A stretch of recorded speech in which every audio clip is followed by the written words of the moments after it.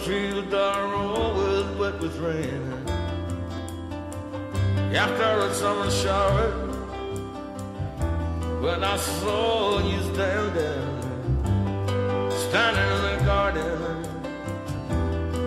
in the garden, wet with rain.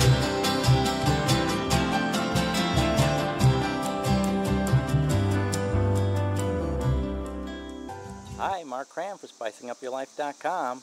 Well, it's been a few weeks since the last garden video. It's now August 20th. And obviously there's been some changes in the garden, so let's get started and find out where. Well, let's start with the peppers, and you can see that peppers have come along quite well. We've had a few harvests of the Kung Pao peppers, and we've got some drying. We've made a couple of batches of hot sauce. The Anaheims, very strange. I've got one plant here that has a decent number of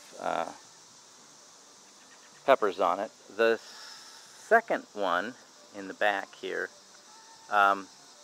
it's pretty much all growth and no peppers. It started to bloom actually just fairly recently, and you can see how much taller it is than the one in front. So anyway, that's definitely a change. The okra, it's just hard to keep ahead of this stuff. It grows so fast.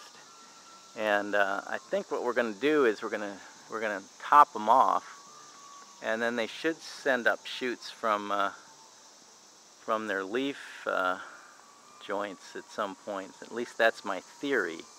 So anyway, we're going to try that, see how that works.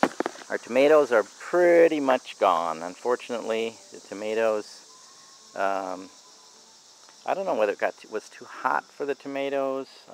Not quite sure, but they certainly have died back. I've got some volunteer peppers that are here, and I've got some other peppers in the front here that are volunteers. So there's a little bit of growth coming from the bottom of these tomatoes, so they may still come out.